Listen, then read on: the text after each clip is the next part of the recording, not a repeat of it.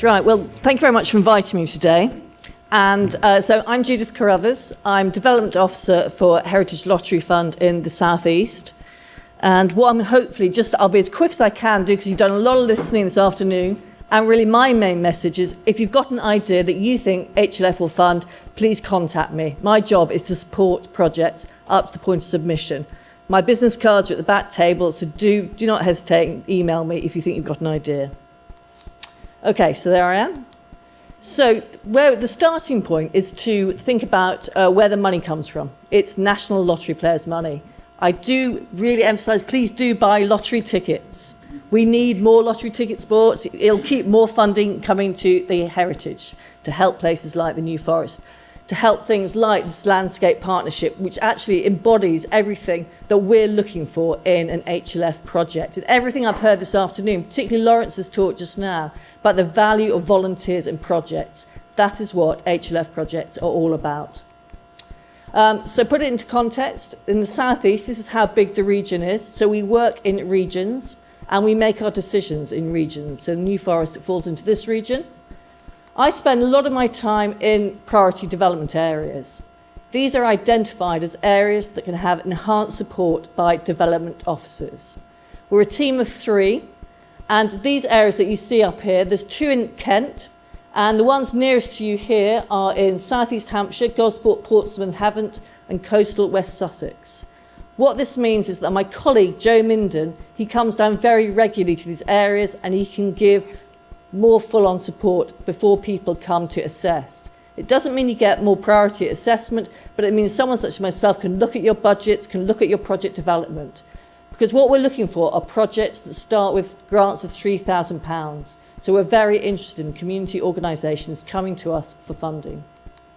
Let's go back to make that connection here. Again, this is what today has been all about. We're interested in connecting people to heritage.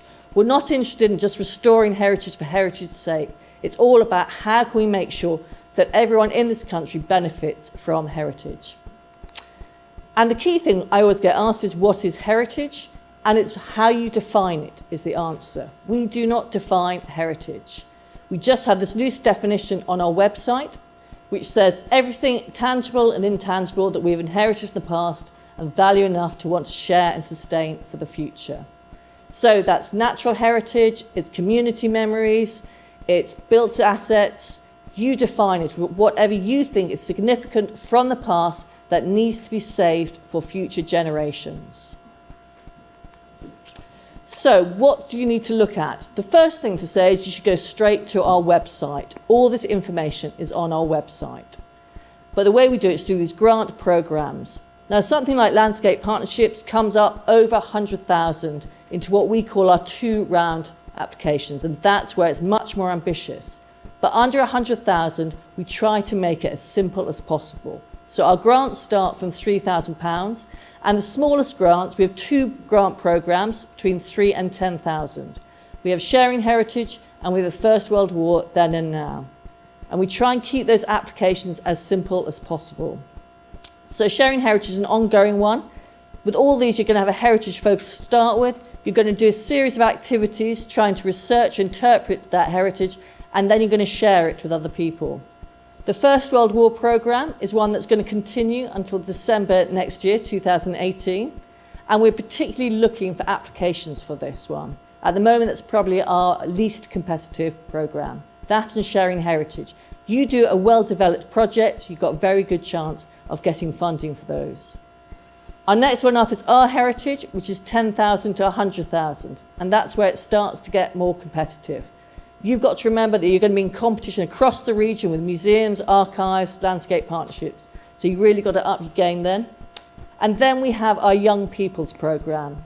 As Lawrence mentioned earlier on, it's more of a struggle to engage young people with many projects. So we're very keen to see a wide range of people engaging. So we have a particular programme with them. And that is a partnership one, where a heritage organisation partners with an organisation who specialises in working with young people. So what do they all have in common? Those programmes there, under £100,000, there's no application deadline. Just apply when you're ready.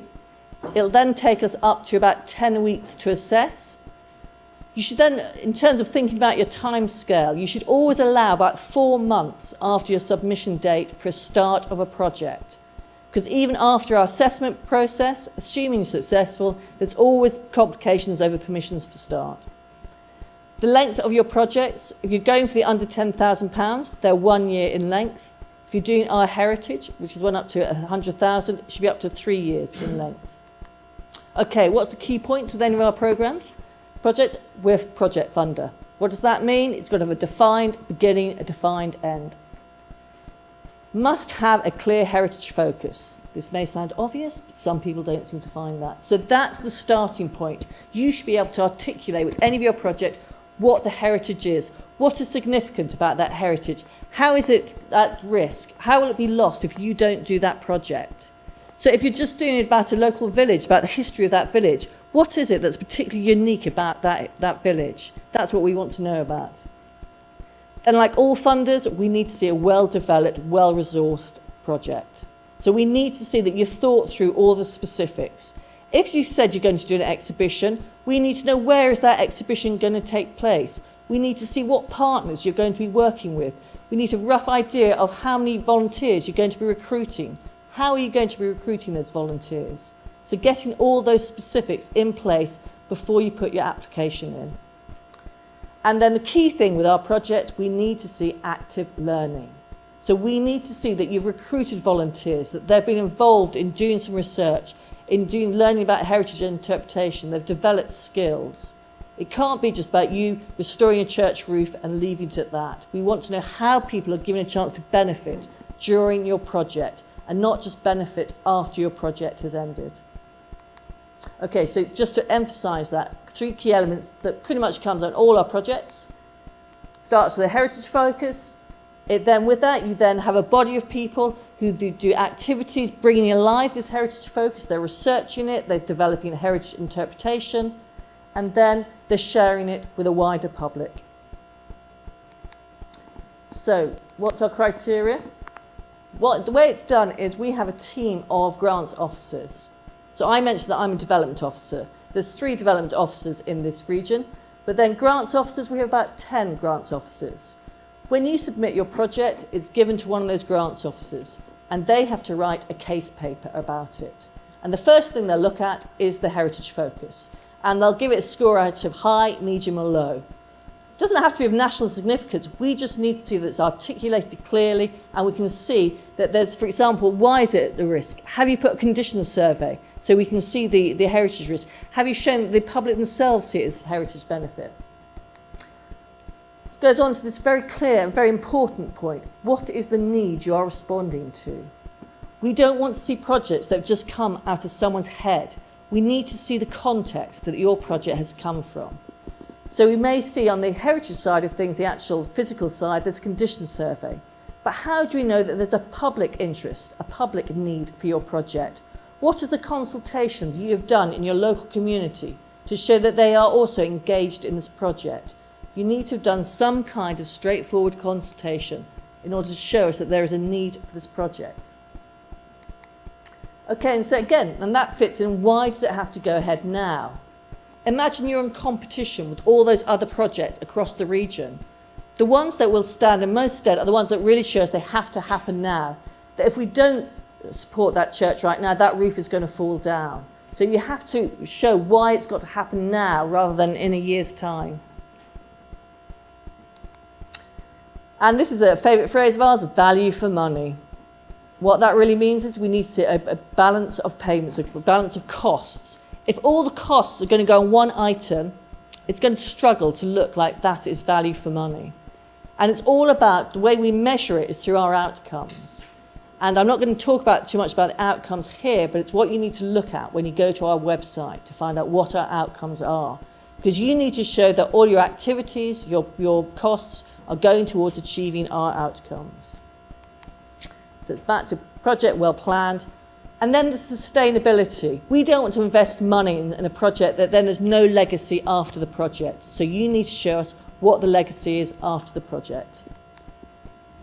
And as I mentioned there, the tool we use is what we call our outcomes. There are 14 outcomes. We divide them into heritage, people and communities. and you can find them on our website. And again, you can always ask me afterwards. They're things like, how will people develop skills? How will people learn about heritage? So here's an example then of a HLF funded project. This is Boxford Archaeology. They received £62,700 in our heritage. And they've had a lot of publicity recently because they uncovered one of the most significant Roman mosaics in the summer. But again, this had a classic structure, I'd say, to an HLF project. You've got a community organisation leading it, Boxford History Project, another community organisation working in partnership with them, that's the Berkshire Archaeology Research Group, but then they're working with a professional archaeologist group, in this case, Cotswold Archaeology. So, as I said, partnership working is very key to our projects.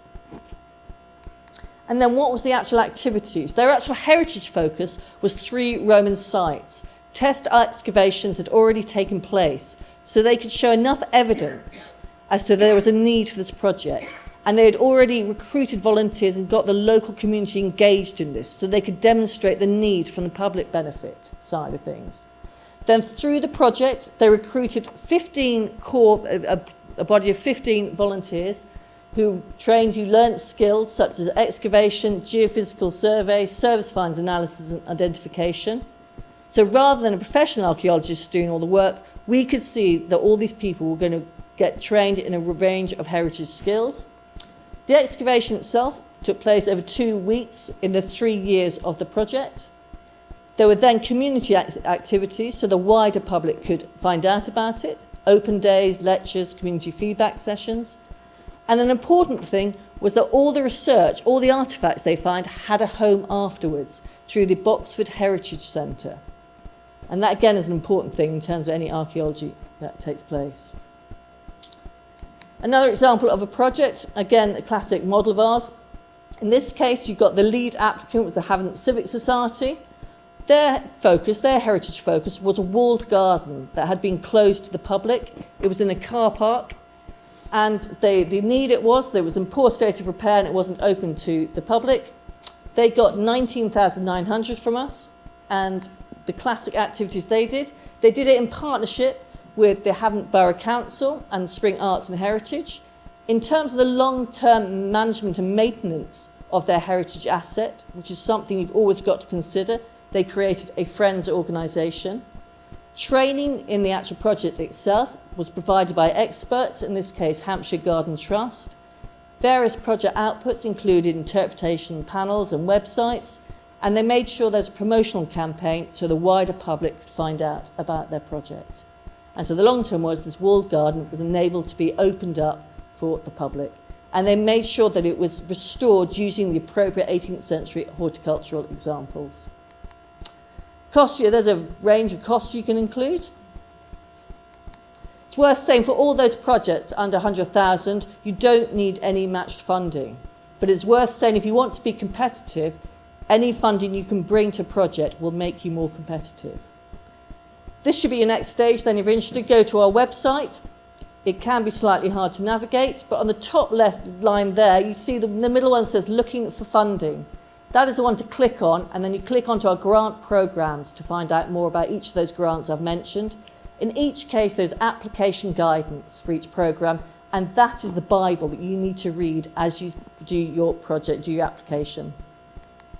We have good practice guidance on our websites. They're under a magnifying glass emblem, and they're very useful. So, for example, there's an archaeology good practice guidance there. There's a volunteering one there. And these are my contact details and my colleague as well. But as I said, so any questions, don't hesitate to email me. At the back table, I've put some leaflets about some of those grant programs I've mentioned, and I've put my business card there. So please do contact me. Thank you.